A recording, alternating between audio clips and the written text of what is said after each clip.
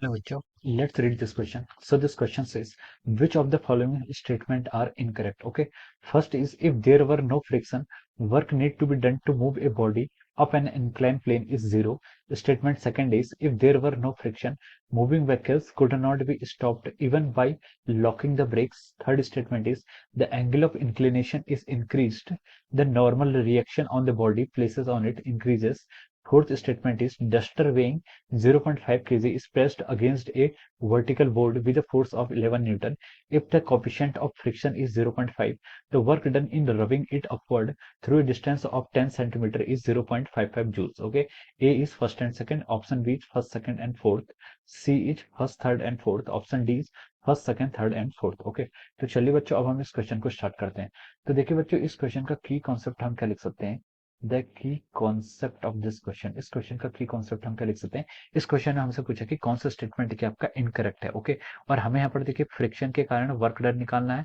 Work done निकालना और friction force का पर डिफाइन करना. ओके, तो देखिए बच्चों, फ्रिक्शन और वर्क डन हम यहाँ पर बताते हैं. ओके, तो हम लिख सकते हैं इस क्वेश्चन का की कॉन्सेप्ट क्या जाएगा, friction and work done. Okay, this is the key concept of this question. Okay, तो देखिए बच्चों, फ्रिक्शन होता है क्या.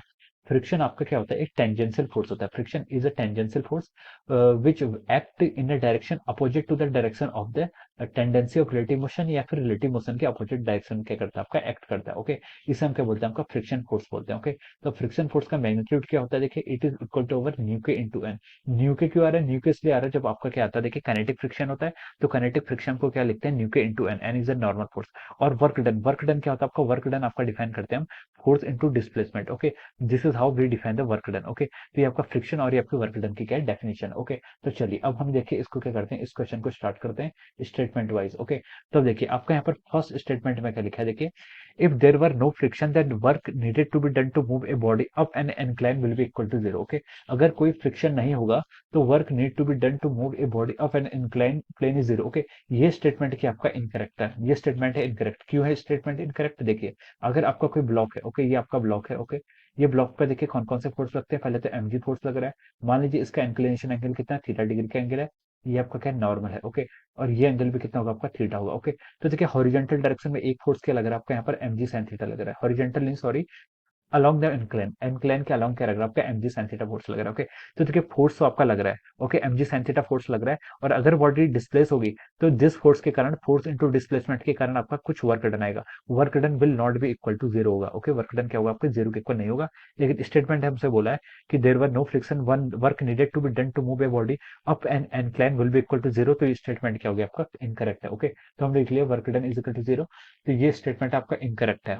ओके, सेकंड में स्टेटमेंट है बोला कि if there were no friction moving vehicles could not be stopped even by locking the brakes. Okay, तो ये स्टेटमेंट आपका राइट है, ये स्टेटमेंट आपका क्या करेक्ट है. देखिए अगर आपका फ्रिक्शन फोर्स ही नहीं होगा तो कोई बॉडी क्या करेगी, आपकी मूव कर रही है तो वो कंटिन्यूअसली मूव ही करती रहेगी. ओके, हमें पता है कि from the Newton second law, sorry Newton first law, Newton first law की बोलते थे आपकी कि every body continue to be in its state of rest or motion unless it is acted upon by some external force. अगर कोई body आपकी क्या कर रही है, मूव कर रही है किसी वेलोसिटी से, तो ये कंटिन्यूअसली मूव ही करते रहेगी सेम वेलोसिटी से जब तक इस पर कोई एक्सटर्नल फोर्सेस ना लगे. ओके, अब इस पर एक्सटर्नल फोर्स लगेगा, अगर आपका फ्रिक्शन फोर्स लगेगा तो फ्रिक्शन फोर्स के कारण हम बोल सकते हैं कि ये बॉडी पर फ्रिक्शन इसके वेलोसिटी के अपोजिट डायरेक्शन पर लगेगा, तो बॉडी क्या हो जाएगी, आपके रेस्ट पर जाएगी. लेकिन यहाँ पर लिखा है कि if there were no friction, अगर फ्रिक्शन फोर्स ही नहीं है तो बॉडी जो मूव कर रही है वो कंटिन्यूअसली मूव ही करती रहेगी, वो कभी स्टॉप नहीं होगी. ओके, तो ये आपका, ये हम यहाँ से बोल सकते हैं कि इट इज द, ये स्टेटमेंट क्या होगा आपका, राइट स्टेटमेंट है. ओके, थर्ड में बोला है कि as the angle of inclination is increase.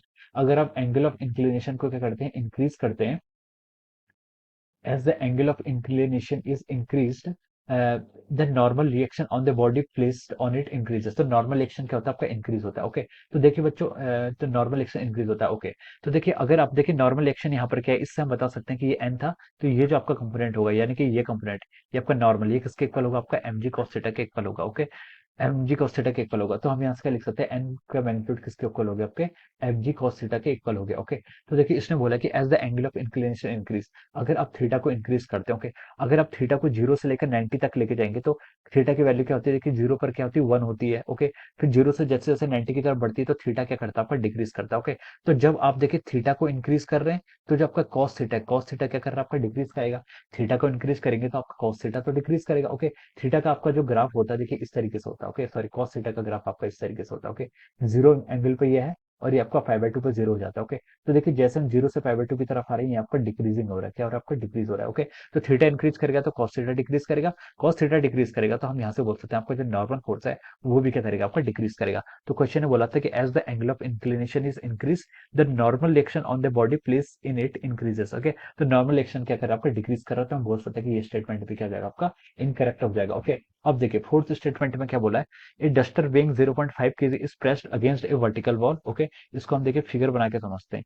ये आपका देखिए डस्टर है, ये डस्टर आपका मान लीजिए वर्टिकल वॉल पे ऐसे रखा है, जिसका वेट कितना है? 0.5 kg है। तो हम बोल सकते हैं इस पर 0.5 g आपका डाउनवर्ड डायरेक्शन में फोर्स लेगा due to the weight, due to the gravity is pressed against a vertical wall with a force of 11 newton. हम इस पर देखिए ऐसे 11 न्यूटन का फोर्स लगा रहे हैं, और बोला if the coefficient of friction is 0.5 और the work done in rubbing it upward, upward direction में रब करेंगे तो देखिए फ्रिक्शन फोर्स आपका डाउनवर्ड डायरेक्शन में आएगा। Okay, through a distance of 10 centimetre is 0.55 joule. Okay, तो देखिए यहाँ पर आपका डाउनवर्ड डायरेक्शन में दो फोर्सेस लग रहे हैं। कौन कौन से लग रहे हैं? एक तो आपका फ्रिक्शन फोर्स लग रहा है और एक वेट के कारण लग रहा है। ओके, तो दोनों फोर्स ये आपके लग रहे हैं डाउनवर्ड डायरेक्शन में लग रहे हैं। ओके, तो देखिए यहाँ पर आपका देखिए वर्क डन किसके कारण होगा?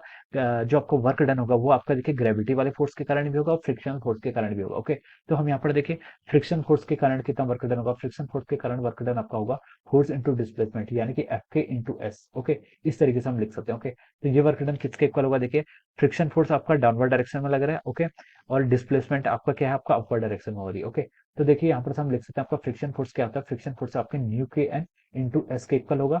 न्यू के कितना? आपका कोफिशिएंट ऑफ काइनेटिक फ्रिक्शन, यहाँ पर आपको 0.5 क्वेश्चन में given. Okay, 0.5 into normal, normal कितना होगा आपका? नॉर्मल आपका downward direction, normal normal friction देखिए नॉर्मल आपका ये लगेगा, this is the direction of the normal. 11 normal क्या होता है? देखिए आपके ब्लॉक पर देखिए ब्लॉक को आप 11 न्यूटन का फोर्स लगा रहे हैं वर्टिकली। ओके, हॉरिजॉन्टल डायरेक्शन में आप इस डायरेक्शन में क्या लगा रहे हैं? फोर्स लगा रहे हैं 11 न्यूटन का। तो ब्लॉक भी आपका जो फोर्स लगेगा वो कितने न्यूटन का? 11 न्यूटन का। तो ये आपका 11 न्यूटन हो जाएगा। और इनटू डिस्प्लेसमेंट, डिस्प्लेसमेंट कितना बोला उसने? 10 सेंटीमीटर, यानी कि 0.1 के इक्वल आएगा। तो यहाँ से आपका ये कितने के इक्वल आ रहा है? देखिए 11 इंटू 0.5 आपका हो जाएगा देखिए 5.5, 5.5। ओके, 5.5 इंटू 0.1 कितना होगा आपका? 0.55 जूल्स। ये वर्क डन किसके कारण है? ये जस्ट आपका फ्रिक्शन फोर्स के कारण है। Okay, work done due to friction लिख लिया मैंने। ओके, अब देखिए आपका mg फोर्स भी लग रहा है, mg फोर्स के कारण भी कुछ वर्क डन आएगा। ओके, तो वो जो आपका टोटल वर्क डन आएगा इट शुड भी क्या हम लिख सकते हैं क्या? The total work done must be greater than our इससे आपका 0.55 जूल से क्या होना चाहिए? ग्रेटर होना चाहिए। ओके, इसके कारण देखिए mg के कारण भी हम वर्क डन निकाल सकते हैं। ये आपका कितना हो जाएगा? देखिए फोर्स इंटू डिस्प्लेसमेंट, फोर्स कितना लग रहा है आपका? 0.5 जी की वैल्यू अगर हम 10 भी एज्यूम करें तो 5 इंटू डिस्प्लेसमेंट, डिस्प्लेसमेंट कितना आपका? 0.1 का। ओके, तो ये आपका देखिए 0.5 के इक्वल आ जाएगा। ओके, तो आपका टोटल वर्क डन कितना आएगा? देखिए 0.5 प्लस 0.5 आपको 1.01 के 1.05 के इक्वल आ गया। लेकिन क्वेश्चन में हमसे सिर्फ इतना ही पूछा है कि work done in rubbing it upward through a distance of 10 centimetre is इतना। ओके, तो ये स्टेटमेंट क्या हो गया? आपका रॉन्ग हो गया। ओके, ये स्टेटमेंट क्या रॉन्ग हो गया? वर्क डन आपका 0.55 जूल से क्या है? ग्रेटर आ रहा है, यहाँ से आप बता सकते हैं। ओके, तो this statement is also incorrect. हमसे क्वेश्चन में क्या पूछा था? क्वेश्चन में पूछा था कि which of the following statement are incorrect. Okay, तो फर्स्ट थर्ड एंड फोर्थ आपके क्या है? इनकरेक्ट है। कौन कौन से इनकरेक्ट है? First third and fourth. Okay, तो देखिए आपका सी ऑप्शन से मैच कर रहा है। किससे मैच कर रहा है? आपका ऑप्शन सी से। तो हम बोल सकते हैं कि इस क्वेश्चन के corresponding our option C is the answer of the question. Option C क्या हो जाएगा? इस क्वेश्चन का आपका करेक्ट आंसर हो जाएगा या फिर आंसर हो जाएगा। Okay, so option C will be the right answer of this question. Okay, so I hope you all understood this concept. All the best and thank you so much.